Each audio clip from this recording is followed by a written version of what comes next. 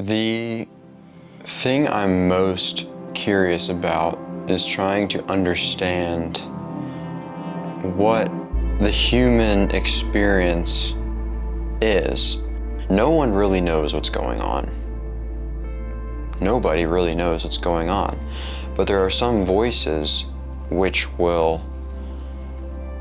provide a framework to reorganize and self-organize what you think, or what another person thinks.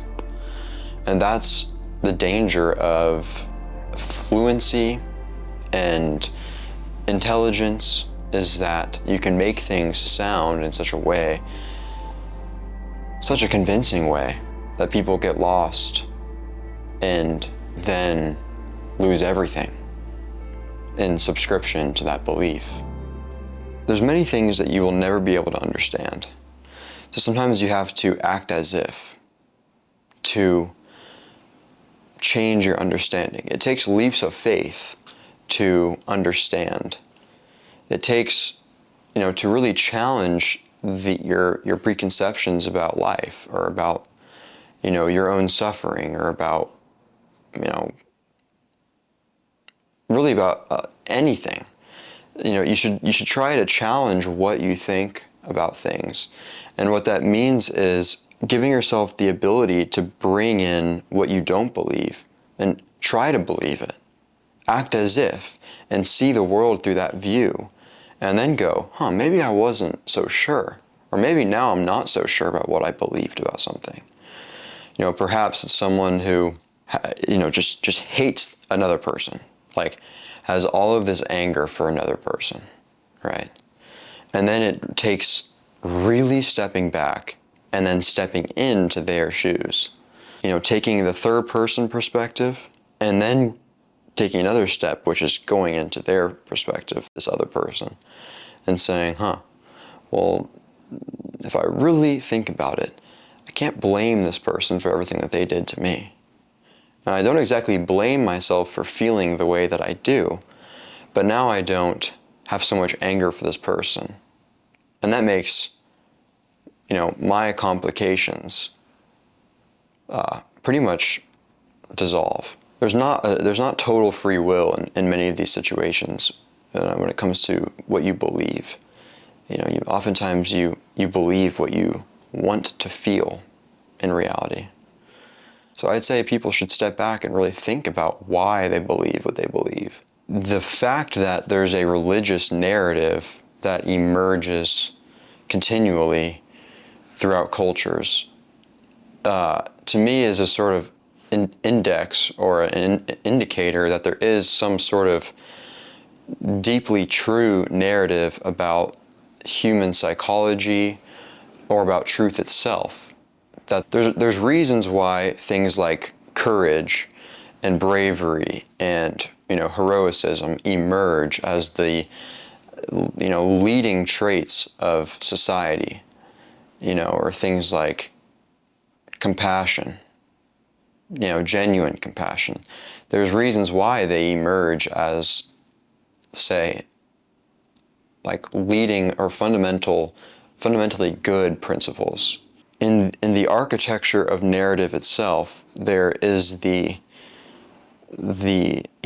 imprint of a landscape of meaning that has this sort of orderly effect, this effect that orders society, where in time there's this battle between chaos and order, and kind of gives the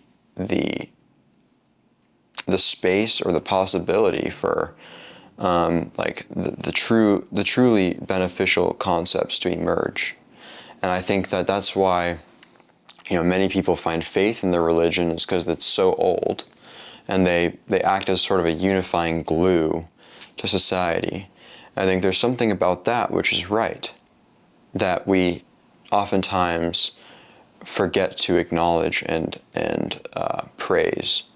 We have a tendency to overconsume our culture and not think for ourselves in many ways. And when it comes to really figuring out who you are and what you want to do, again, it's taking on a very nuanced conversation with multiple parts of yourself. Trying to really nail down what is distinctly you is nearly impossible if it weren't for the interactions with the society, in your social world.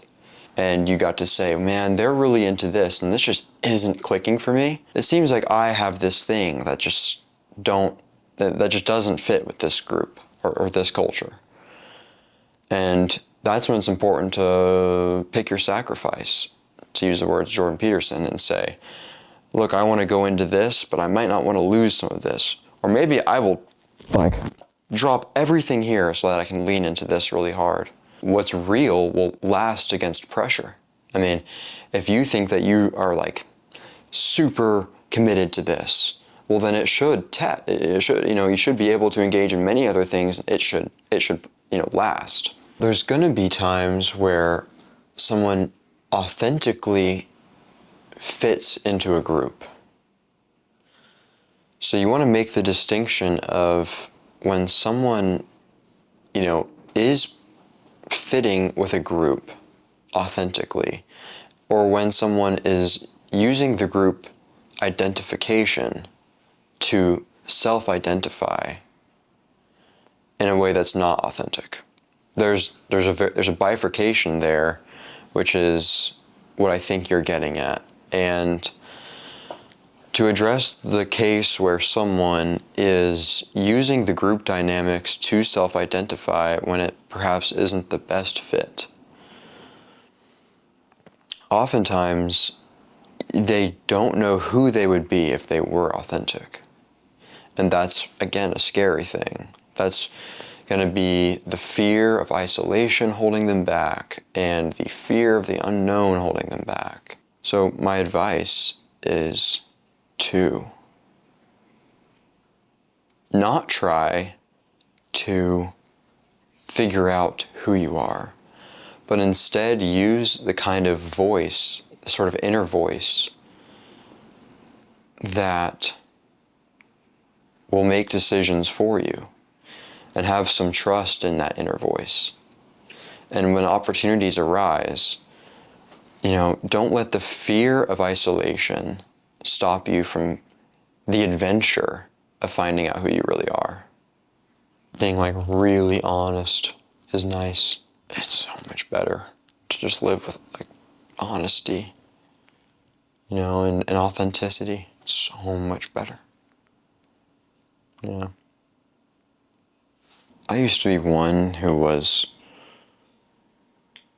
hurt by the seemingly infinite atrocities of humanity. Just as soon as you think you've figured out what angers you most, it's you learn about something else, or just tens of millions of people died, in this scenario, and you think, well, oh man, what is wrong with this person? What is wrong with the world? What is wrong with this institution? They're so centered around money, and God, how could they do this, right? But it's just so true that you can't let the things of, you can't let the evil use you as a mechanism of evil vicariously. You can't let your hurt and your scars and your damage affect the opportunities that you have to do good. And that means being nice to the person who does your grocery bagging, and actually paying attention to the individual in front of you, and being sensitive to other people's pain, but also being able to celebrate their successes without envy. And a lot of that takes, acknowledging the fact that you have, anger and frustration, and it's fine, it's fair. But the second you let that affect your opportunity to do any amount of good, well, now you're part of the evil team. No, now you're one of the apocalypsed. Now you're sinking into the underworld. Every moment is an opportunity to bring the light into the darkness. That is our job. That is the curative mechanism of mankind, is that, actually being nice, being caring, taking on the responsibility of making other people's lives a little bit better. That makes you better.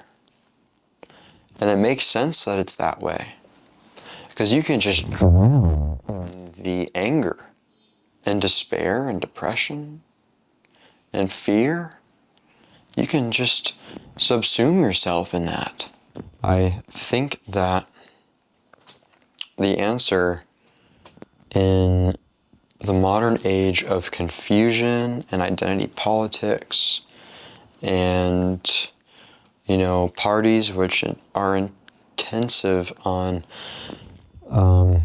always saying this other side is just terrible and, like the worst ever, that is not what's right. You actually kill it with kindness. And, a true champion can win with a smile. Win with a smile. Like the other day I had a presentation, a big presentation. And frankly, I was nervous. I had to do a Q&A part afterwards, and it's like, God, please don't ask me questions because I just want to get out of here, And of course, I was hit with more questions than anyone else in the class. And I wrote in my notes, I said, maintain a smile. Maintain a smile. Because if I could sit there with a smile, I knew that I wouldn't drown in my own anxiety. Smiling lets you find the ability to be happy a little bit better. It's not just going to come to you. You have to turn on the mechanism of attraction. You have to turn on the mechanism of taking the first step, and then the process begins. But it all starts within. It's oftentimes the simple things which bring us back together, and that's what we got to get back to. Last thing I want to say is that I actually have quite a bit of faith in humanity. Oftentimes, it just seems like people are kind of giving up, They think that AI is going to take over. Or they think that there's going to be an energy crisis or a recession, or, we're going to lose our soul to ever intensifying, technological expansion and stuff like this. But it's actually tackling things one step at a time that creates the inertia to be one who tackles the fucking bear and the dragon and wrestles with that. And that feels better than crumbling in the face of adversity. So it's yeah, there's a lot to be upset about. But also, how about this? Be grateful for it. Be grateful for it. And it might just change your life. It could turn things around, which is what we need. When you're faced with the world we live in today, it's better to take it on and be burdened by it. Better to take it on. And, that doesn't mean it's going to be every waking moment of your life is just a fight. It's not that at all. It's actually taking it on and enjoying life in the face of it as well. It's you have a lot of struggle and hard work in front of you. But there's going to be moments where you get to enjoy that. And when you're on top of the mountain that you just fucking climbed with every ounce of sweat, and energy that it took, when you're on top of the mountain, it's like you get to really embrace your hard work and like be proud of yourself. So yeah, I tell people, be grateful for these opportunities. We will get through it. We will get through it. We always do.